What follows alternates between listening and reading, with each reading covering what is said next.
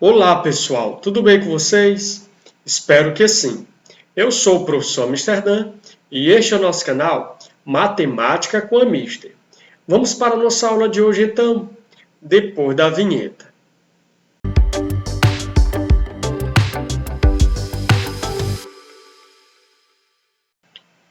E hoje iremos estudar um assunto dentro de geometria plana: retas paralelas cortadas por uma transversal.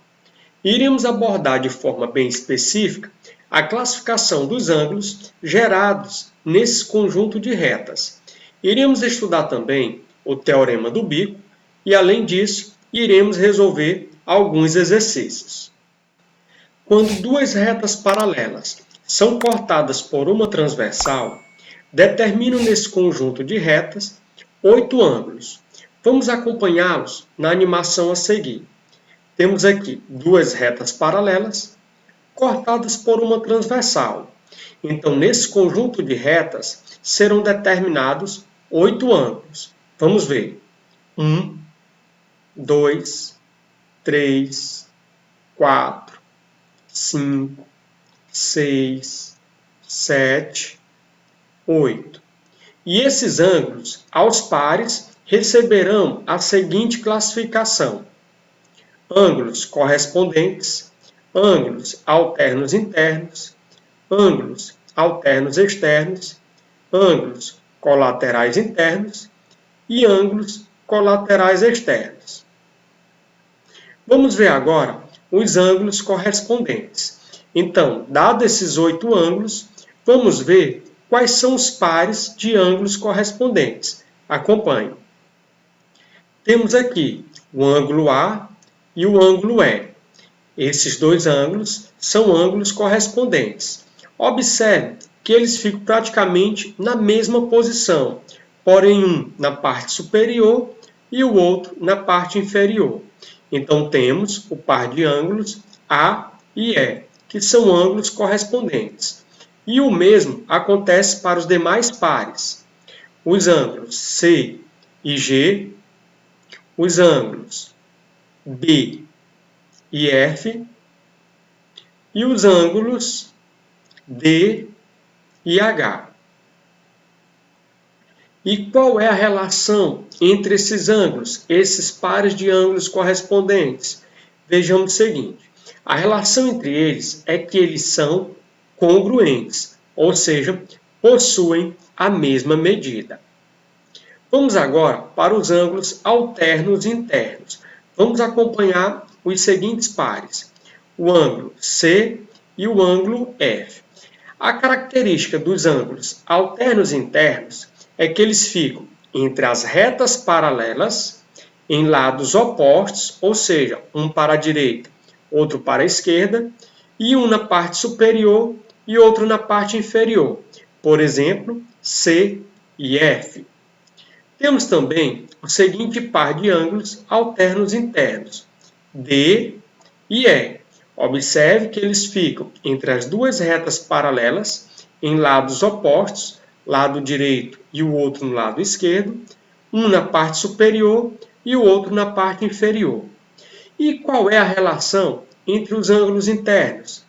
Esses ângulos, eles também são congruentes, ou seja, possuem a mesma medida. Vamos ver agora os ângulos alternos externos. Temos aqui o ângulo A e o ângulo H. Eles ficam acima e abaixo das retas paralelas, em lados opostos, um para o lado direito e o outro para o lado esquerdo, um na parte superior e o outro na parte inferior. Então, os ângulos A e H são ângulos alternos externos. Um outro par, o ângulo B e o ângulo G. Observe, eles ficam por fora das retas paralelas, em lados opostos, e um para o lado direito, o outro para o lado esquerdo. E qual é a relação entre os ângulos alternos externos? Eles também são congruentes, ou seja, possuem a mesma medida. A outra classificação é a dos ângulos colaterais internos. Colateral significa dizer do mesmo lado. Então, temos aqui colateral interno, o ângulo C e o ângulo E. Observe que eles ficam do mesmo lado entre as retas paralelas, porém, um na parte superior e o outro na parte inferior. Logo, o ângulo C e E são colaterais internos. Temos um outro par, D e F. Também são colaterais internos. Ficam do mesmo lado, entre as paralelas, um na parte superior e o outro na parte inferior. E qual é a relação entre os colaterais internos? Eles são suplementares, ou seja, a soma das medidas dos seus ângulos é igual a 180 graus. Temos também os colaterais externos. Novamente, colateral ficam do mesmo lado, porém aqui eles vão ficar por fora das retas paralelas, um na parte superior e o outro na parte inferior. Por exemplo, o ângulo A e G são colaterais externos. Um outro par de ângulos colaterais externos temos o ângulo B e o ângulo H. Ficam na parte externa das retas paralelas, ficam do mesmo lado, porém, um na parte superior e o outro na parte inferior. Logo, B e H são colaterais externos. E a relação deles é que eles também são suplementares, ou seja, a soma de suas medidas é igual a 180 graus. Agora, vamos falar do teorema do bico, que diz o seguinte: se entre duas retas paralelas traçarmos segmentos formando bicos, então a soma dos ângulos formados nesses bicos à direita será igual à soma dos ângulos formados nesses bicos à esquerda. Vamos acompanhar na figura e entendermos melhor. Temos o seguinte: duas retas paralelas, R e S, e temos aqui linhas poligonais formando os bicos, ou seja, vértices. E aí nós temos ângulos à direita, nesse caso o ângulo A, ângulo B, ângulo C, e ângulos à esquerda, ângulo D, ângulo E, ângulo F. Todos eles formados nesses bicos, formados nesses vértices. O teorema do bico nos dá uma relação muito importante, que a soma dos ângulos formados nesses vértices ou nesses bicos do lado direito é igual à soma dos ângulos formados nos bicos ou nos vértices do lado esquerdo. Ou seja, A mais B mais C é igual a D mais E mais F. E depois de termos visto a parte teórica sobre a classificação desses ângulos e termos visto também o teorema do bico, vamos agora resolver algumas questões. Questão 1. Uma transversal intercepta duas paralelas, formando ângulos alternos internos, expressos em graus por 5x mais 8 e 7x menos 12. A soma das medidas desses ângulos é: letra A, 40 graus, B, 58 graus, C, 80 graus, D, 116 graus, letra E, 150 graus. Como os ângulos 5x mais 8 e 7x menos 12 são ângulos alternos internos, então eles são congruentes. Logo, temos o seguinte: 7x menos 12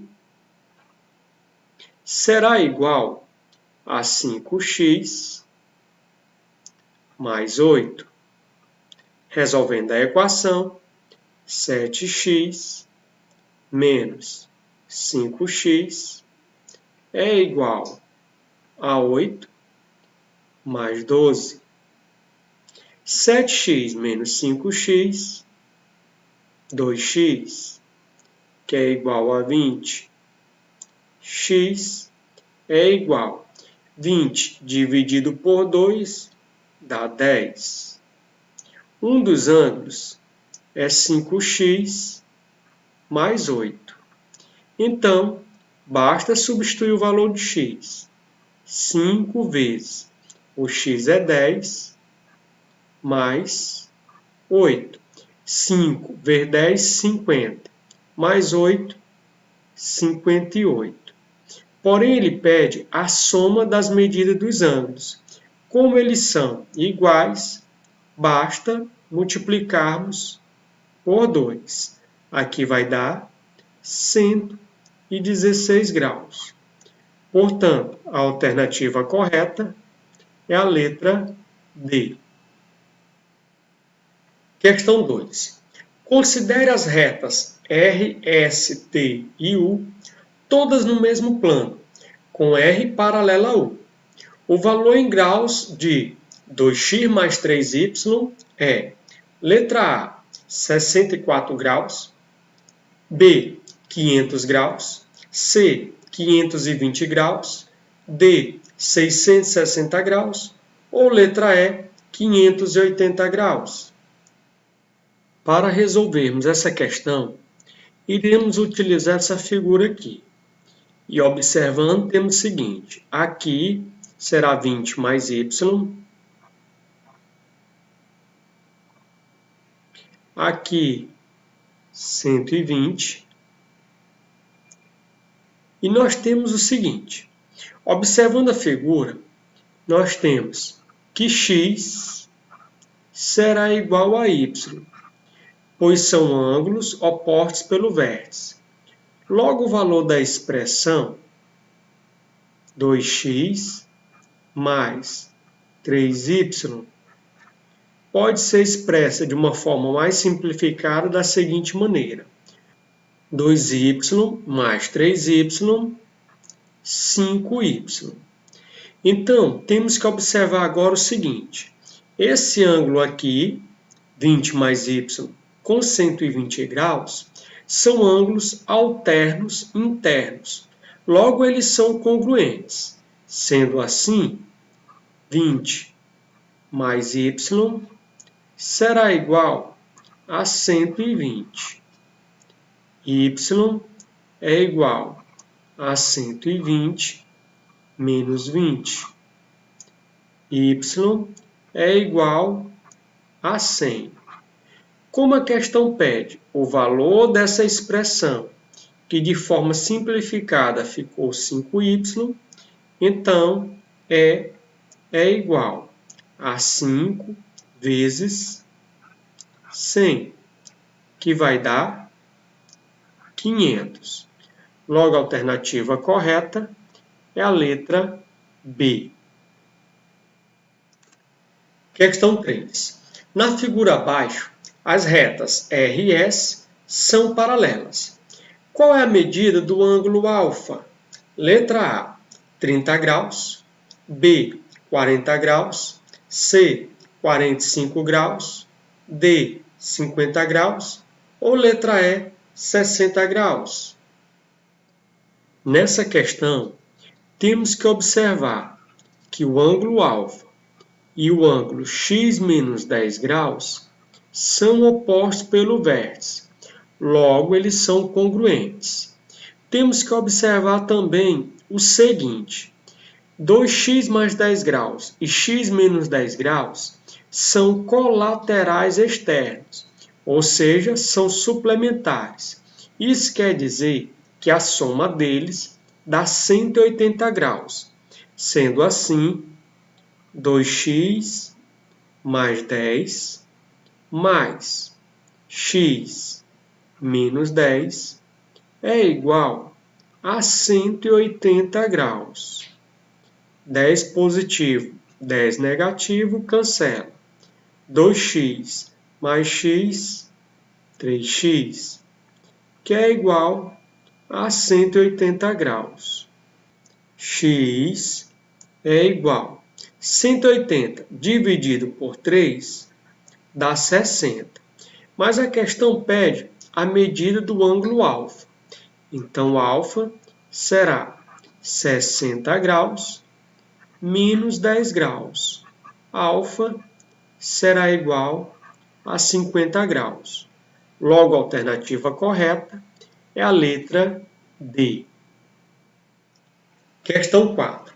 As retas R1 e R2 são paralelas. O valor do ângulo alfa apresentado na figura a seguir é: letra A, 40 graus, B, 45 graus, C, 50 graus, D, 65 graus ou letra E, 130 graus.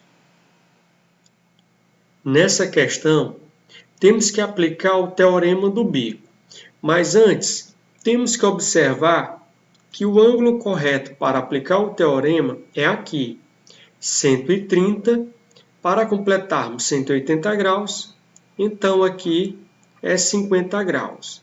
Lembrando que esse desenho representa um ângulo de 90 graus. Sendo assim, aplicando o teorema do bico, os ângulos para a direita, ou seja, alfa mais 50, é igual esse ângulo aqui no bico para a esquerda, 90 graus. Então, alfa será 90 menos 50. Logo, alfa será 40 graus. Então, a alternativa correta é a letra A. Questão 5. Na figura, as retas R e S são paralelas. O ângulo 1 mede 45 graus e o ângulo 2 mede 55 graus. A medida em graus do ângulo 3 é: letra A, 50, B, 55, C, 60, D, 80 ou letra E, 100. Aplicando o teorema do bico nessa questão, teremos o seguinte, que o ângulo 1 somado com o ângulo 2 é igual à medida do ângulo 3. A medida do ângulo 1 foi dada na questão, que é 45 graus. A medida do ângulo 2 é 55 graus. E isso corresponderá à medida do ângulo 3. Logo, a medida do ângulo 3 é igual a 100 graus. Então, a alternativa correta é a letra E. Questão 6. Na figura, os pontos A e B estão no mesmo plano que contém as retas R e S paralelas. Assinale o valor de alfa. Letra A, 30 graus. B, 50 graus. C, 40 graus. D, 70 graus. Letra E, 60 graus. Nessa questão, iremos aplicar outra vez o teorema do bico. Porém, temos que observar que aqui é que será o ângulo utilizado. Nesse caso, 30 graus, por ser OPV com este ângulo. Sendo assim, nós temos que 30 mais alfa é igual a 40 mais 60. Alfa é igual a 100 menos 30. Sendo assim, alfa é igual a 70 graus. Logo, a alternativa correta é a letra D. É isso aí então, pessoal. Essa foi a nossa videoaula de hoje. Deixe o seu like para ajudar o canal a crescer. Se inscreva no canal se você ainda não é inscrito. E ative o sininho para receber as notificações das novas videoaulas. E nos acompanhe também nas outras redes sociais, no Instagram e no Facebook. Tchau, tchau. Fique com Deus. Até a próxima.